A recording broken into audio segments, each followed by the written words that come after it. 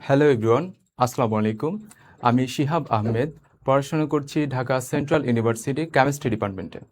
আজকে আমরা কেমিস্ট্রির ফার্স্ট চ্যাপ্টার রসায়নের ধারণা নিয়ে আলোচনা করব। তোমরা যারা লাইভে যুক্ত হয়েছো তোমরা কাইন্ডলি তোমাদের ফ্রেন্ডদের মেনশন দিয়ে দাও, আর তোমাদের যাদের যত গ্রুপ আছে তোমরা গ্রুপগুলোতে শেয়ার করে দিতে পারো এবং বন্ধুদের মেনশন করতে পারো। ঠিক আছে, আজকে আমরা কেমিস্ট্রির ফার্স্ট চ্যাপ্টার পড়বো এবং এই চ্যাপ্টারটা বেসিক্যালি মূলত তোমার রসায়নের ধারণা বলতে মূলত এই রসায়নের আমাদের ব্যক্তিগত জীবনে যে রসায়নের প্রয়োগ, রসায়নের ব্যবহার, এটা নিয়ে মূলত আলোচনা করা হয়েছে। ঠিক আছে, তো তোমরা কারা কারা যুক্ত হয়েছো, তোমরা আমাকে ঠিকঠাক মতো শুনতে পাচ্ছ কিনা আমাকে একটু জানিয়ে দাও। ঠিক আছে, তোমরা কারা কারা যুক্ত হয়েছো একটু জানিয়ে দাও। ঠিক আছে, তাহলে আমরা স্টার্ট করতে পারি। ওকে, আমরা প্রথমত ওয়েট করো, ফোনে দাও, কমেন্ট দেখো, তোমার ফোনে যাও। পেনটা লাগবে, পেনটা। আচ্ছা আচ্ছা, আমরা কেমিস্ট্রির ধারণা, এই কেমিস্ট্রির ধারণা প্রথম হচ্ছে কেমিস্ট্রি কি। কেমিস্ট্রি কি, হোয়াট ইজ কেমিস্ট্রি? তো রসায়ন কি? রসায়ন বলতে গেলে যে বিজ্ঞানের যে শাখায় পদার্থের গঠন, পদার্থের ধর্ম, পদার্থের পারস্পরিক রূপান্তর ইত্যাদি নিয়ে আলোচনা করা হয় তাকে রসায়ন বলে। এই জায়গায় যদি একটু ভুল আছে, তো বিজ্ঞানের যে শাখায় পদার্থের গঠন, পদার্থগুলা কিভাবে গঠিত হয়েছে এবং পদার্থের ধর্ম, পদার্থের পারস্পরিক রূপান্তর, এটা নিয়ে আলোচনা করা হয় তাকে রসায়ন বলে। তো আমরা পরবর্তী যেই চ্যাপ্টারগুলো আছে ওখানে কিন্তু এই পদার্থ নিয়ে, পদার্থের গঠন নিয়ে ডিটেলসে আলোচনা করব। তোমাদের কিন্তু একটা চ্যাপ্টার আছে পদার্থের গঠন, ঠিক আছে? ওই চ্যাপ্টারে কিন্তু আমরা পদার্থের গঠন সম্বন্ধে বিস্তারিত জানবো। তো জাস্ট তুমি শুধু রসায়নের যে সংজ্ঞা, যে রসায়ন কি, এটা জেনে রাখবে। আচ্ছা, পরবর্তীতে একজন বিজ্ঞানীর নাম আছে যেটা হচ্ছে ডেমোক্রিটাস। এই ডেমোক্রিটাস ছিলেন হচ্ছে গ্রিক দার্শনিক এবং তিনি তিনি অ্যাটম নামকরণ করেন। অ্যাটম কি? অ্যাটম হচ্ছে তিনি বলেন যে যে কোনো পদার্থকে যদি অনবরত ভাঙতে থাকা হয়, একটা সময় যে একটা ক্ষুদ্র কণা পাওয়া যাবে যেটাকে আর ভাঙা সম্ভব না। অর্থাৎ যদি কোনো পদার্থকে আমরা অনবরত ভাঙতে থাকি তাহলে একটা পর্যায়ে ক্ষুদ্র একটা কণা পাবো যেটাকে আর আমরা ভাঙতে পারবো না। তিনি এই কণার নাম দেন হচ্ছে অ্যাটম। ঠিক আছে, কিন্তু পরবর্তীতে দেখা যায় যে এই ক্ষুদ্র কণাটাকেও আমরা ভেঙে ইলেকট্রন, প্রোটন, নিউট্রন নামে তিনটা কণা পাই। তো তিনি হচ্ছে নামকরণ করেন এটা অ্যাটম। আচ্ছা, তারপর এই অ্যাটম অর্থ হচ্ছে ইনডিভিজিবল বা অবিভাজ্য। আচ্ছা, পরবর্তীতে আমরা যাই।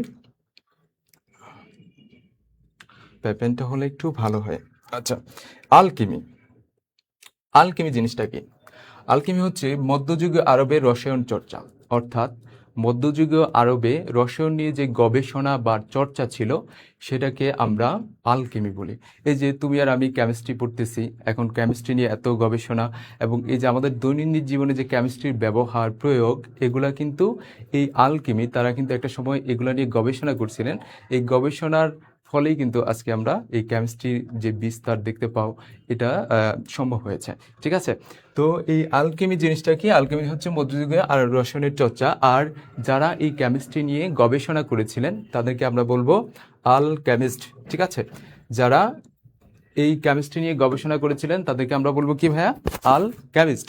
ওকে, তো তেমনই একজন আলকেমিস্ট জাবের ইবনে হাইয়ান, তোমরা দেখতে পাচ্ছ ওনাকে।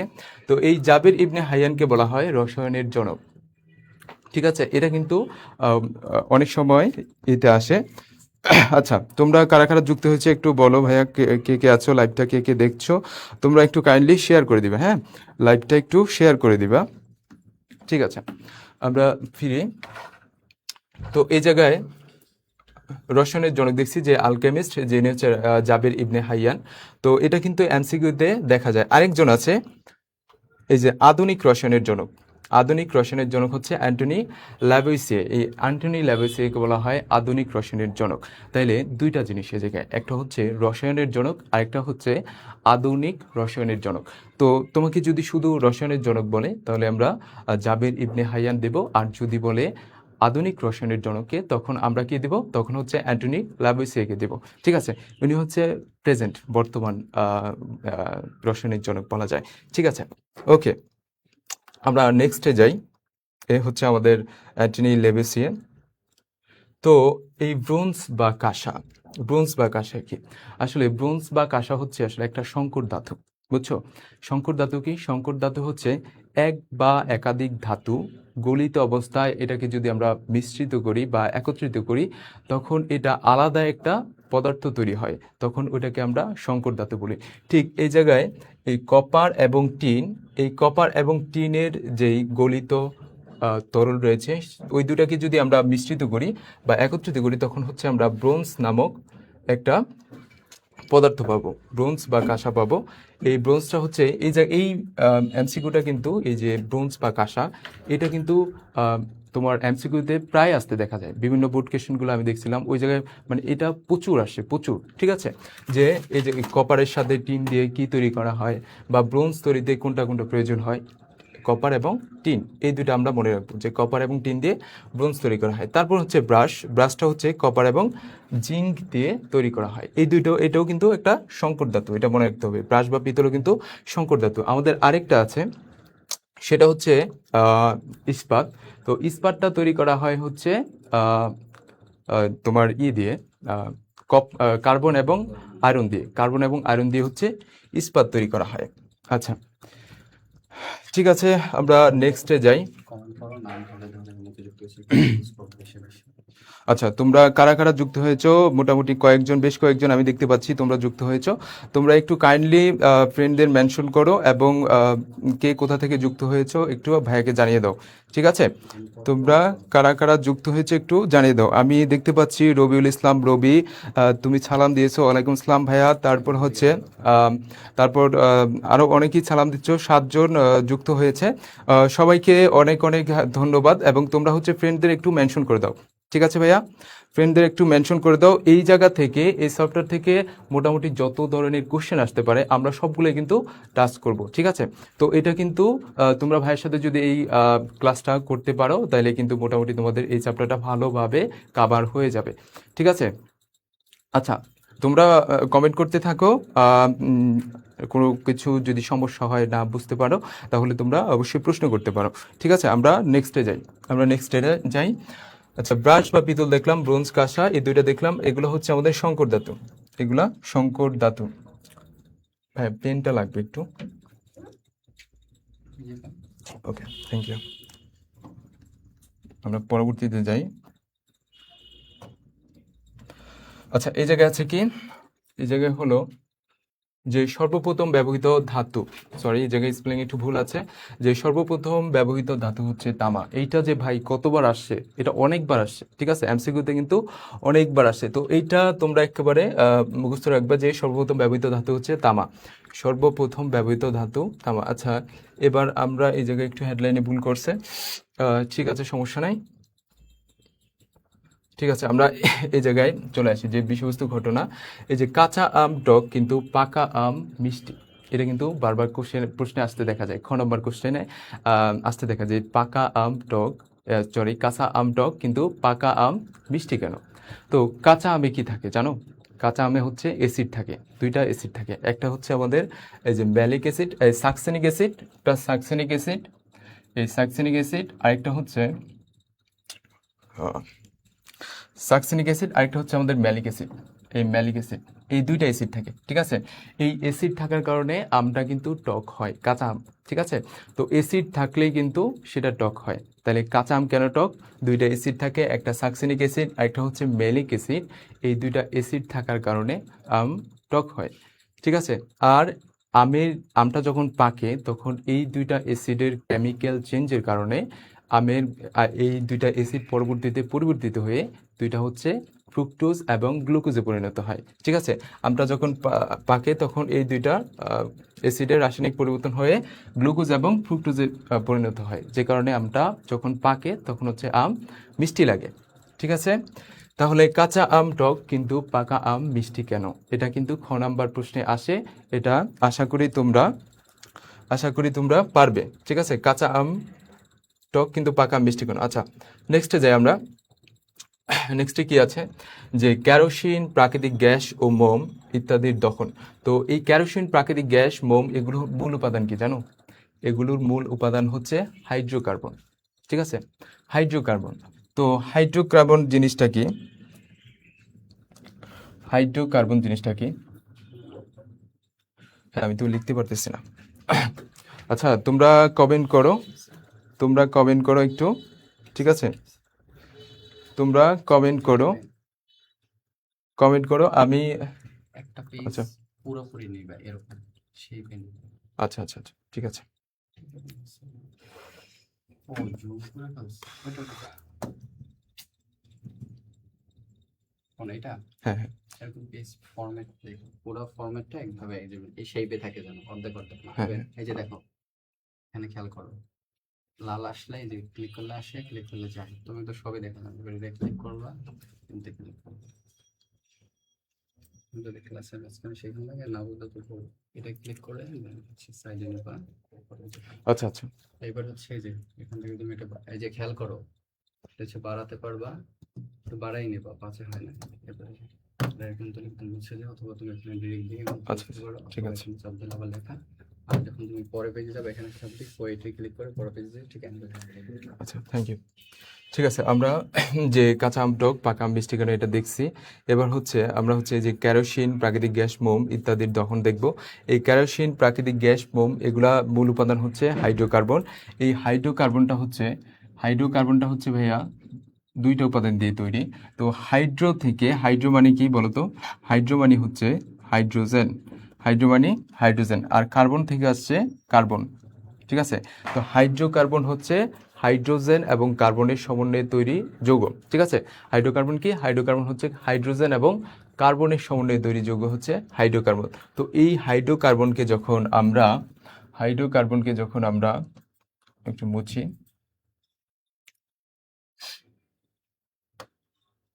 আচ্ছা, এই হাইড্রোকার্বনকে যখন আমরা মনে করো হাইড্রোকার্বনকে যখন আমরা কি করি, অক্সিজেন দ্বারা জারিত করি। মনে করো মিথেন আছে, মিথেন। এই মিথেনটাও কিন্তু একটা হাইড্রোকার্বন, যেখানে হাইড্রোজেন আছে, কার্বন আছে। তো এই মিথেনকে যদি আমি অক্সিজেন দ্বারা জারিত করি তখন কি উৎপন্ন হবে জানো? এই মিথেন এবং অক্সিজেন দ্বারা যদি জারিত করি মিথেনকে, তাহলে কার্বন ডাই অক্সাইড গ্যাস এবং পানি উৎপন্ন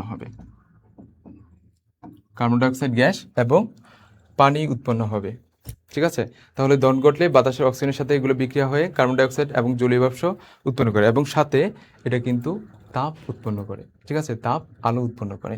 আচ্ছা, আমরা এটা জানলাম যে কেরোসিন, প্রাকৃতিক গ্যাস, মোম এগুলোর দহনগুলা কি, এটা জানলাম। আচ্ছা ওকে, আমরা নেক্সটে যাই।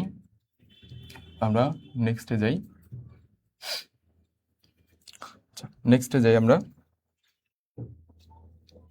পরে কি আছে যে পেটের অ্যাসিডের জন্য অ্যান্টাসিড ওষুধ খাওয়া।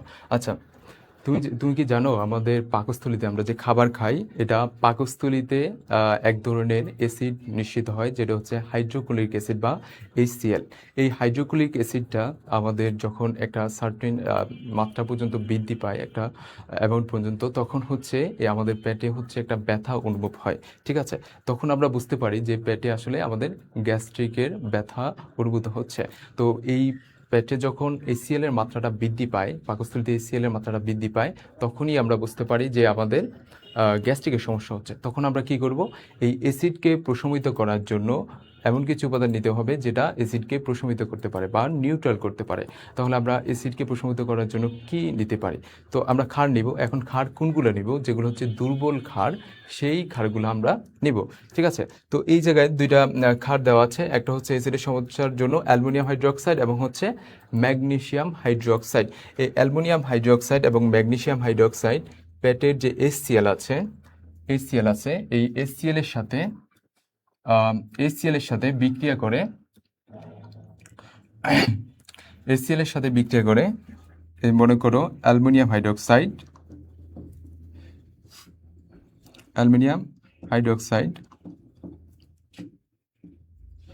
এটা HCl এর সাথে বিক্রিয়া করে কি তৈরি করবে? অ্যালুমিনিয়াম ক্লোরাইড লবণ তৈরি করবে, AlCl3, এবং পানি তৈরি করবে, ঠিক আছে? তাহলে অ্যালুমিনিয়াম হাইড্রোক্সাইড এটা HCl এর সাথে বিক্রিয়া করে অ্যালুমিনিয়াম ক্লোরাইড লবণ এবং হচ্ছে পানি তৈরি করবে। এই বিক্রিয়াটার নাম হচ্ছে প্রশমন বিক্রিয়া। এই লবণ পানির তৈরির মাধ্যমে কিন্তু আমাদের পেটের ব্যথা যেটা নিরসন হয়। ঠিক আছে, তাহলে আমরা অ্যান্টাসিড কেন খাই? আমাদের অ্যাসিড যে পেটে যে এসিএল অ্যাসিডটা তৈরি হয়েছে এটাকে প্রশমিত করার জন্য আমরা অ্যালুমিনিয়াম হাইড্রোক্সাইড বা ম্যাগনেসিয়াম হাইড্রোক্সাইড যেই ওষুধটাতে থাকে, অ্যান্টাসিডে থাকে, এই ওষুধটা আমরা খেয়ে থাকি। যে তার ফলে এই অ্যাসিডের সাথে এই ক্ষারগুলো হচ্ছে বিক্রিয়া করে, প্রশমন বিক্রিয়ার মাধ্যমে লবণ পানি উৎপন্ন করে, যে কারণে হচ্ছে আমাদের পেটের ব্যথাটা নিরসন হয়। আচ্ছা, তাহলে আমরা এটা বুঝতে পারছি। এই অ্যালুমিনিয়াম হাইড্রোক্সাইড, আরেকটা হচ্ছে ম্যাগনেসিয়াম হাইড্রোক্সাইড। ঠিক আছে, এই ম্যাগনেসিয়াম হাইড্রোক্সাইড এই দুইটাই কিন্তু বিক্রিয়া করে। আচ্ছা, ঠিক আছে, আমরা নেক্সটে যাই। নেক্সট হচ্ছে ভৌত ও রাসায়নিক পরিবর্তন। ভৌত এবং রাসায়নিক পরিবর্তন। আচ্ছা, আমরা যদি এদিকে দেখি, দেখো পানি আছে, ঠিক আছে, পানি অণু আছে। তো এই পানিটা মনে করো এখন তো গরমের সিজন, ঠিক আছে, তুমি হচ্ছে পানি খাবা, ঠান্ডা পানি চাচ্ছ, তুমি হচ্ছে একটা একটা বোতলে পানি নিয়ে তুমি হচ্ছে ফ্রিজে রেখে দিছো, ঠিক আছে। তো কিছুক্ষণ পরে তুমি গিয়ে ফ্রিজের ভিতর থেকে পানিটা নিয়ে দেখলে যে পানিটা আইস হয়ে গেছে, ঠিক আছে। এখন তুমি কি করবে? তুমি হচ্ছে গিয়ে চুলার একটা পাত্রতে তুমি পানিটা দিয়ে দিলে। এরপর কিছুক্ষণ পরে গিয়ে দেখলে যে পানিটা নাই, পানিটা গ্যাসি হয়ে গেছে। তাহলে এই একই যৌগের অণু যেটা হচ্ছে প্রথমে তুমি বরফ করছো, বরফ থেকে সেটা হচ্ছে মানে বরফে হয়েছিল, বরফ থেকে যখন তুমি তাপ দিচ্ছ তখন সেটা পানিতে পরিণত হয়েছে এবং একটা সময় এটা জলীয় বাষ্পে পরিণত হয়েছে। আচ্ছা, তো এই যে পানির অণু, এটা কিন্তু পরিবর্তন হয় নাই, মানে পানির সব জায়গায় পানি আছে কিন্তু এটার ভৌত অবস্থার পরিবর্তন হয়েছে। তাহলে পরিবর্তনটা কিসের ভাইয়া? পরিবর্তন হচ্ছে ভৌত অবস্থার পরিবর্তন। ঠিক আছে, ভৌত অবস্থার পরিবর্তন হয়েছে। ওকে, ভৌত অবস্থার পরিবর্তন, ভৌত অবস্থার পরিবর্তন হয়েছে। ঠিক আছে, ভৌত অবস্থার পরিবর্তন হয়েছে। আচ্ছা, তারপরে আমরা যদি দেখি আরেকটা জিনিস, রাসায়নিক পরিবর্তন জিনিসটা কি। ঠিক আছে, আমরা রাসায়নিক পরিবর্তন জিনিসটা কি এটা একটু দেখব। রাসায়নিক পরিবর্তন, আচ্ছা এটা দেখো, মিথেন অণু যেটা অক্সিজেন দ্বারা জারিত হয়ে কার্বন ডাইঅক্সাইড এবং পানি তৈরি করে। তো এটা হচ্ছে একটা রাসায়নিক পরিবর্তন। যখন এই যে মিথেন অণু, দেখো দুইটা ভিন্ন অণু, দুইটা ভিন্ন আবার যৌগে পরিণত হয়েছে, দুইটা ভিন্ন যৌগে পরিণত। আগেরটা কি দেখছিলাম যে পানি তিনটা অবস্থায় কিন্তু পানি ছিল, ঠিক আছে, মানে পানির অণুই ছিল, যার ভৌত অবস্থার পরিবর্তন হয়েছে। কিন্তু এই জায়গায় যে পরিবর্তনটা আমরা দেখতে পাচ্ছি সেটা হচ্ছে রাসায়নিক পরিবর্তন। ঠিক আছে, রাসায়নিক পরিবর্তন। এই রাসায়নিক পরিবর্তনের মধ্যে একটা হচ্ছে আন্তঃকণা আকর্ষণ বল, আর একটা হচ্ছে আন্তঃকণা আকর্ষণ বল। আন্তঃকণা আকর্ষণ বল, আন্তঃকণা আকর্ষণ বল। আচ্ছা, কণা হবে, ঠিক আছে, আন্তঃকণা আকর্ষণ বল। আরেকটা হচ্ছে আন্তঃকণা দূরত্ব, আন্তঃকণা আকর্ষণ বল, আন্তঃকণা দূরত্ব। আচ্ছা, এটা যদিও প্রথমটাই ছিল, আমি এই জায়গায় একটু বুঝাই, এই জায়গায় ছিল যদিও। আচ্ছা আচ্ছা, ঠিক আছে, আমরা উপরে যাই একটু। উপরে ছিল এটা যদিও, এই জায়গায় ছিল, এই জায়গায় যে পানির অণুটা যখন বরফে পরিণত হয়েছে, বরফ থেকে পানি থেকে আবার জলীয় বাষ্প। তো এই বরফে পরিণত হওয়ার সময় এটা ছিল কি সলিড অবস্থায় ছিল। তো এই সলিড অবস্থায় থাকাকালে এটার মধ্যে যে আন্তঃকণা আকর্ষণ বল, এই আকর্ষণ বলটা সবচেয়ে বেশি ছিল এবং এই আন্তঃকণা যে দূরত্ব এটা খুবই কম ছিল।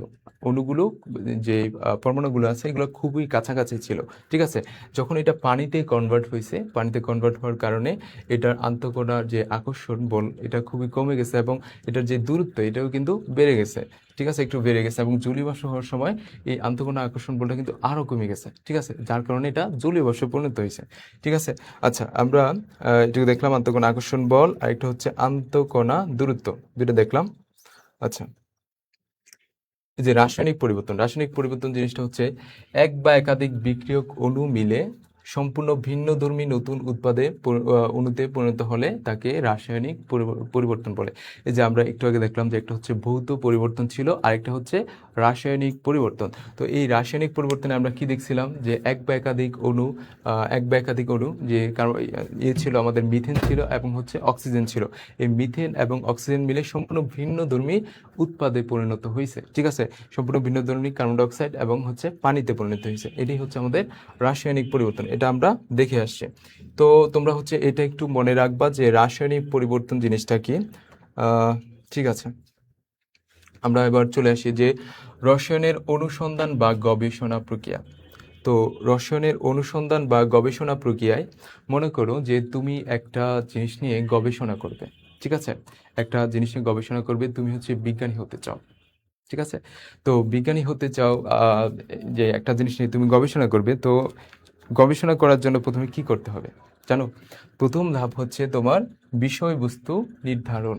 তুমি কোন বিষয় নিয়ে আসলে গবেষণা করবে, তুমি কোন বিষয় নিয়ে রিসার্চ করবে সেটা নির্ধারণ করতে হবে, ঠিক আছে। তো তুমি কোন বিষয় নিয়ে গবেষণা করবে সেটা আগে ঠিক করতে হবে, তারপরে তুমি কি নিয়ে গবেষণা করবে তা তুমি বুঝতে পারবে। আচ্ছা, তো তুমি কি নিয়ে গবেষণা করবে? মনে করো তুমি হচ্ছে আমাদের এই দিকে আছে, যদিও এটা উদাহরণটা নিচে আছে। আচ্ছা, তুমি অ্যামোনিয়াম ক্লোরাইড নেবে, ঠিক আছে, তুমি অ্যামোনিয়াম ক্লোরাইড নেবে। আমি একটু লিখে দিচ্ছি, অ্যামোনিয়াম ক্লোরাইড। মনে করো তুমি তুমি অ্যামোনিয়াম ক্লোরাইড নিয়ে গবেষণা করবে, ঠিক আছে ভাইয়া, তুমি হচ্ছে অ্যামোনিয়াম ক্লোরাইড নিয়ে গবেষণা করবে। আচ্ছা, তুমি অ্যামোনিয়াম ক্লোরাইড নিয়ে গবেষণা করবে, অ্যামোনিয়াম ক্লোরাইড।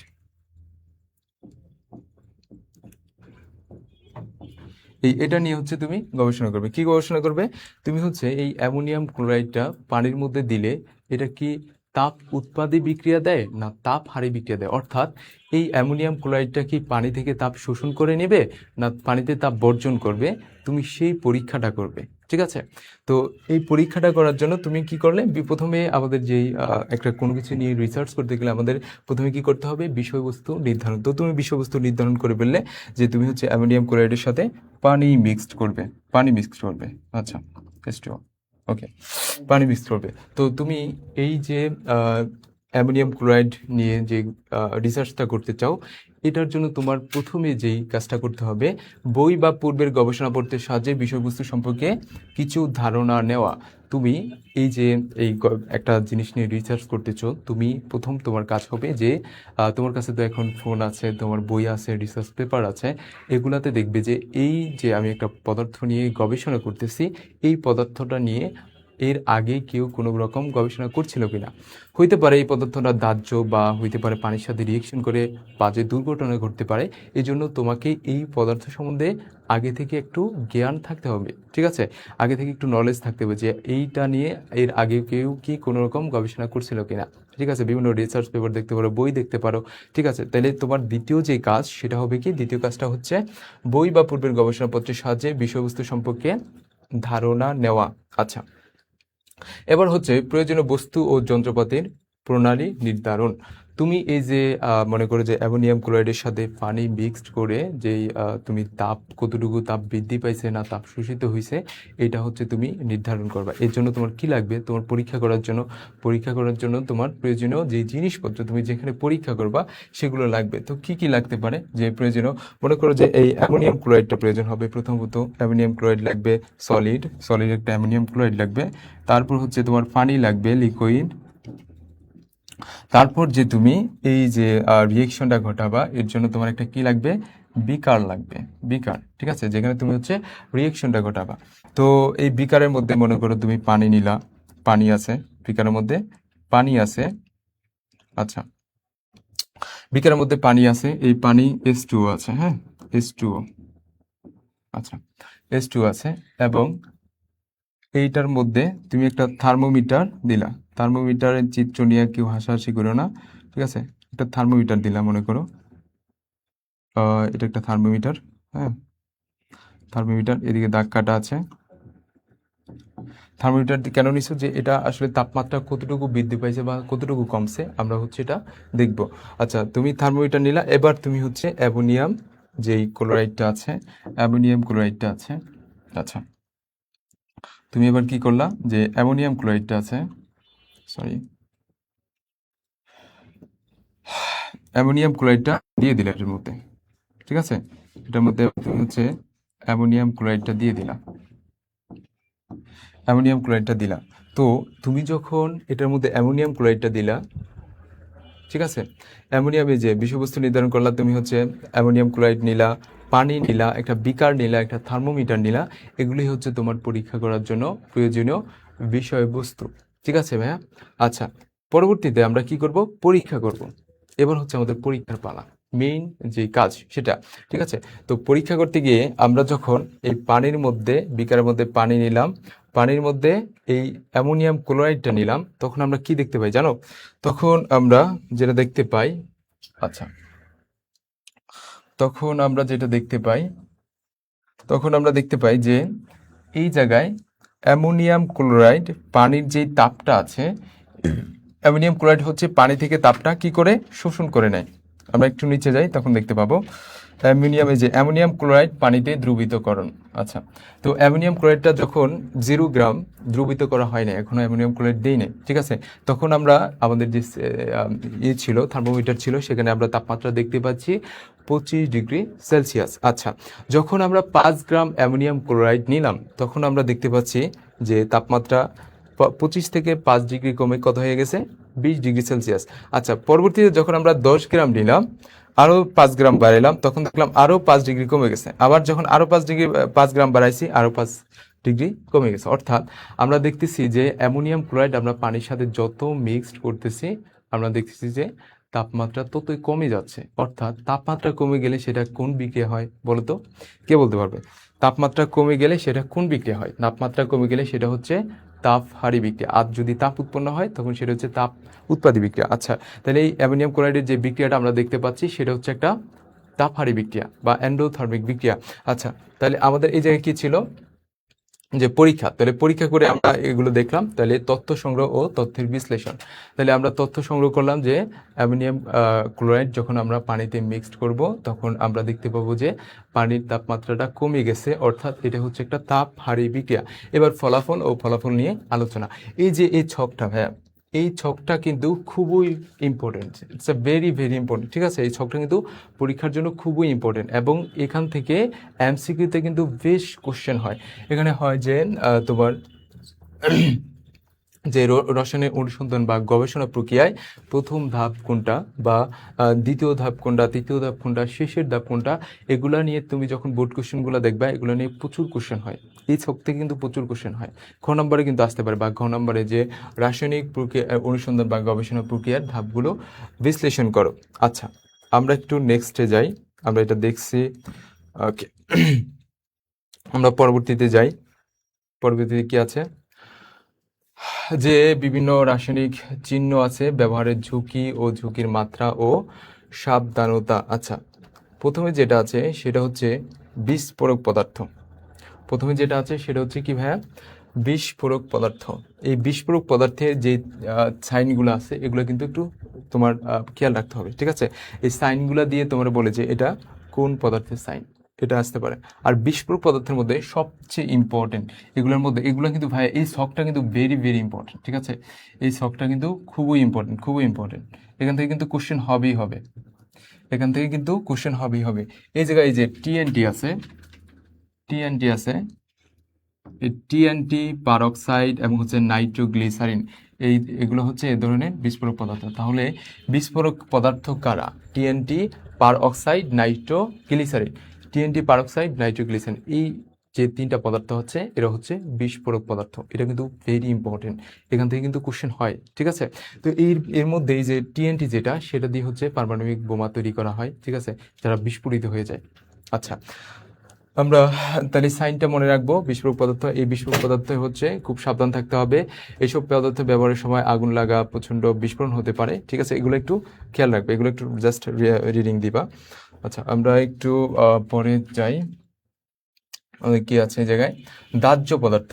দাহ্য পদার্থ কারা? দাহ্য পদার্থের মধ্যে আছে আমাদের অ্যালকোহল, দাহ্য পদার্থের মধ্যে আছে অ্যালকোহল, ইথার ইত্যাদি হচ্ছে দাহ্য পদার্থ। এই দুইটা জিনিস, অ্যালকোহল এবং ইথার হচ্ছে কি দাহ্য পদার্থ, মানে দাহ্য মানে কি, এগুলো হচ্ছে আগুন ধরে যায়, ঠিক আছে। তো এইসব পদার্থ দ্রুত আগুন ধরে যেতে পারে এবং এসব পদার্থ আগুন বা তাপ সব সময় দূরে থাকতে হবে, ঠিক আছে। তাহলে দাহ্য পদার্থ কারা, তোমার জাস্ট এই জায়গায় যেটা মনে রাখতে হবে, তোমার সাইনটা মনে রাখবা।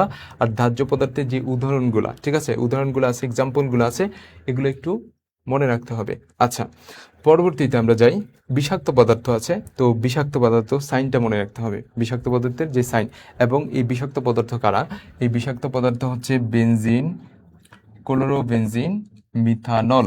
বেনজিন, ক্লোরোবেনজিন, মিথানল, এরা হচ্ছে আমাদের বিষাক্ত পদার্থ। বিষাক্ত পদার্থ বেনজিন, ক্লোরোবেনজিন এবং মিথানল, এরা হচ্ছে বিষাক্ত পদার্থ। তো এই বিষাক্ত পদার্থ শরীরে লাগলে এবং শ্বাস প্রশ্বাসের মাধ্যমে যদি শরীরে প্রবেশ করে, তাহলে শরীরে কিন্তু নানা ধরনের ক্ষতি সৃষ্টি হতে পারে, ঠিক আছে। তো এই ক্লোরোবেনজিন, বেনজিন, মিথানল এগুলো নিয়ে কাজ করার সময় তোমাকে অবশ্যই সাবধানতা অবলম্বন করতে হবে এবং হ্যান্ড গ্লাভস, তারপর তোমার গগলস, এগুলো কিন্তু পরিধান করতে হবে, ঠিক আছে। ওকে, বিষাক্ত পদার্থ দেখলাম, সাইনটা মনে রাখতে হবে। আমরা নেক্সটে যাই, আমরা নেক্সটে যাই।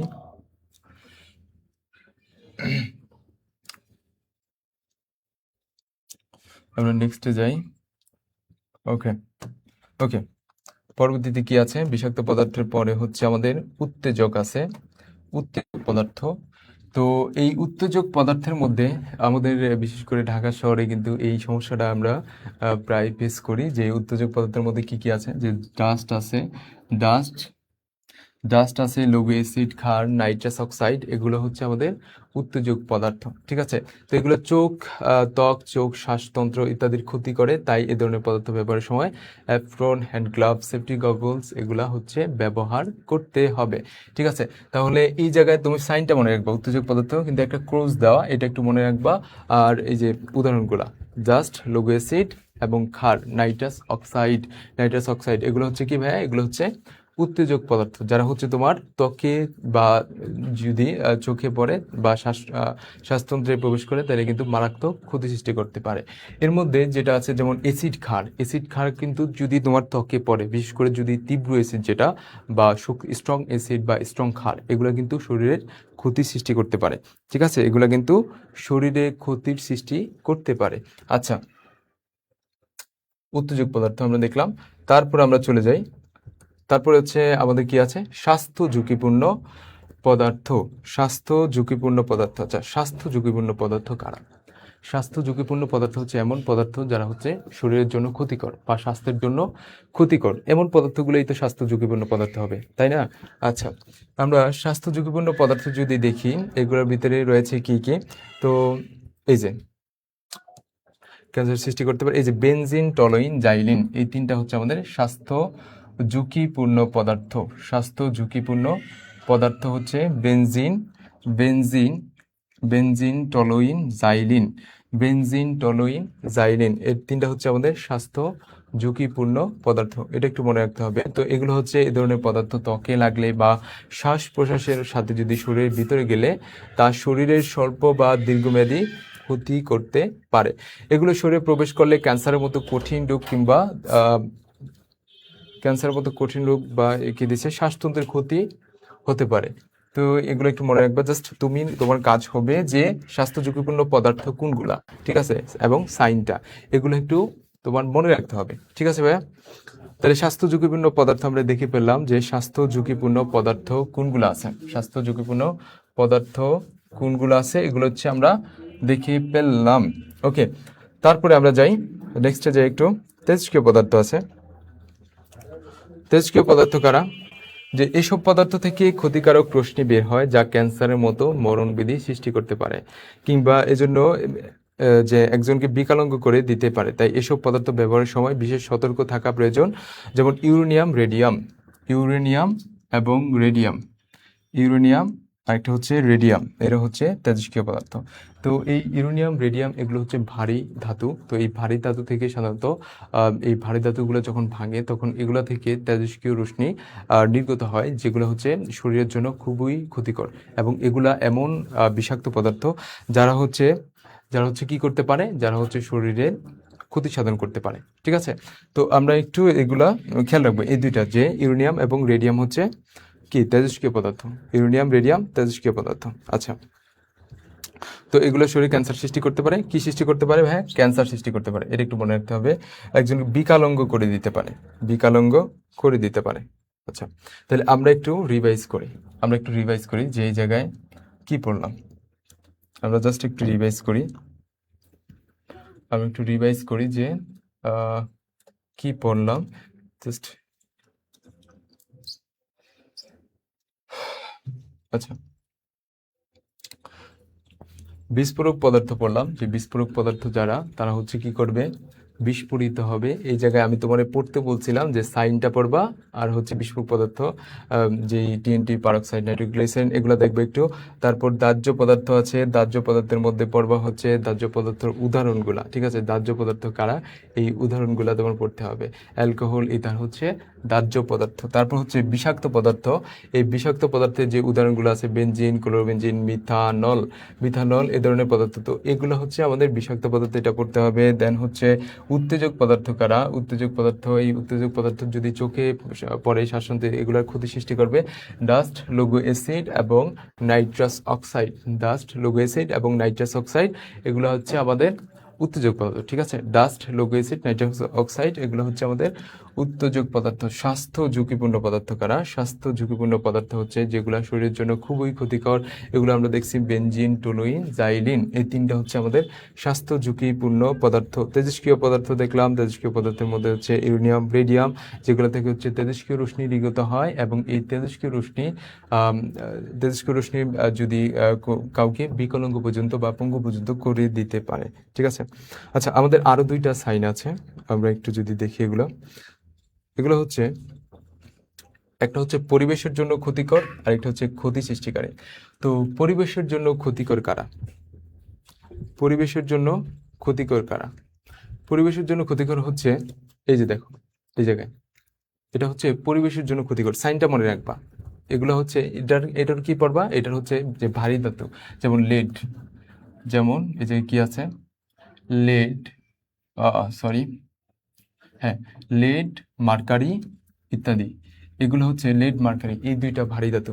এই লেড, মার্কারি, এগুলো কিন্তু পরিবেশের জন্য ক্ষতিকর, এবং এগুলো কিন্তু আমাদের যে উদ্ভিদ রয়েছে তাদের জন্য কিন্তু খুবই ক্ষতিকর। ঠিক আছে, তো ইত্যাদি, এগুলোকে ব্যবহার করার সময় যথেষ্ট সতর্কতা থাকতে হবে। ব্যবহার পরে এগুলো যেখানে সেখানে ফেলে একটি নির্দিষ্ট স্থানে রাখতে হবে। পদার্থ থেকে যত সম্ভব পুনরুদ্ধার করে আবার ব্যবহার করার চেষ্টা করতে হবে। ঠিক আছে, তো এগুলো কিন্তু আমাদের খেয়াল রাখতে হবে। জাস্ট উদাহরণগুলো, যে লেড এবং মার্কারি, এইটা হচ্ছে পরিবেশের জন্য কি ক্ষতিকর। আচ্ছা, তারপরে হচ্ছে ক্ষতি সৃষ্টিকারী কারা? যে এসব পদার্থ শরীরে লাগলে ক্ষতি সৃষ্টিকারী পদার্থ কারা হবে? যারা শরীরে ক্ষতি করবে। ঠিক আছে, তো এই ক্ষতি সৃষ্টিকারী পদার্থগুলো ব্যবহারের সময় আমাদের অবশ্যই সতর্কতা অবলম্বন করতে হবে। ঠিক আছে, তো এই ক্ষতি সৃষ্টিকারী পদার্থের মধ্যে রয়েছে hydrochloric acid, sulphuric acid, sodium hydroxide. ঠিক আছে, hydrochloric acid, sulphuric acid, sodium hydroxide. আচ্ছা, যে হাইড্রোক্লোরিক অ্যাসিড, সালফিউরিক অ্যাসিড এবং হচ্ছে সোডিয়াম হাইড্রোক্সাইড। তো এই তিনটে হচ্ছে কিন্তু দুইটা, হাইড্রোক্লোরিক অ্যাসিড, সালফিউরিক অ্যাসিড, এই দুইটা হচ্ছে স্ট্রং অ্যাসিড। ঠিক আছে, আর যে সোডিয়াম হাইড্রোক্সাইড, এটা কিন্তু স্ট্রং বেজ। তো এই স্ট্রং অ্যাসিড আর স্ট্রং বেজ, এগুলো কিন্তু শরীরের জন্য খুবই ক্ষতিকর। যদি কোনো মতে তোমার শরীরে লাগতে পারে তাহলে কিন্তু শরীরের প্রচণ্ড ক্ষতি সৃষ্টি করতে পারে। ঠিক আছে, তো এগুলো কিন্তু শরীরের জন্য খুবই ক্ষতিকর। তাই এই দুইটা জিনিস আবার মনে রাখতে হবে, যে ক্ষতি সৃষ্টিকারী পদার্থ কারা? ক্ষতি সৃষ্টিকারী পদার্থ হচ্ছে হাইড্রোক্লোরিক অ্যাসিড এবং সালফিউরিক অ্যাসিড, সোডিয়াম হাইড্রোক্সাইড। তাহলে তুমি এই ছক থেকে তুমি কি শিখবা বলো? এই ছক থেকে তুমি কি শিখবা? এই ছক থেকে হচ্ছে তোমার যেটা শিখতে হবে, সেটা হচ্ছে এবং এই যে চিহ্ন যেগুলো আছে, ঠিক আছে, এই সাইনগুলো দিয়ে কিন্তু প্রশ্ন হয়, ঠিক আছে। তোমার এমসিকিউতে বলে দিবে যে এই সাইনটা কিসের সাইন, ঠিক আছে। তো এই সাইনগুলো মনে রাখবা এবং হচ্ছে উদাহরণগুলো, যে উদাহরণগুলো আমি দাগিয়ে দাগিয়ে দিয়েছিলাম ওই উদাহরণগুলো মনে রাখবা। তো এখান থেকে মোটামুটি যত ধরনের কোশ্চেন হয় এখান থেকেই হয়, এবং শর্ট কোশ্চেনগুলো এখান থেকেই হয়, ঠিক আছে। সো তুমি জাস্ট এইগুলা যদি একটু ফলো করো, আমি যেগুলো দাগিয়ে দিচ্ছি এগুলো জাস্ট যদি একটু পড়ো, তাহলে আমি আশা করছি যে এখান থেকে মোটামুটি যত টাইপের কোশ্চেন হতে পারে এখান থেকেই হবে, ঠিক আছে। এর বাইরে থেকে হওয়ার সুযোগ নাই, বুঝতে পারছি। আচ্ছা,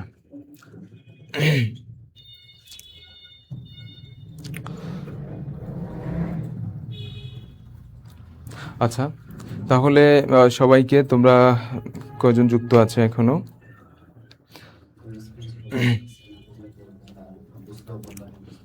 আচ্ছা আচ্ছা, তোমরা অনেকে যুক্ত আছো এখন পর্যন্ত, আমি দেখতে পাচ্ছি তোমরা অনেকে এখন পর্যন্ত যুক্ত আছো।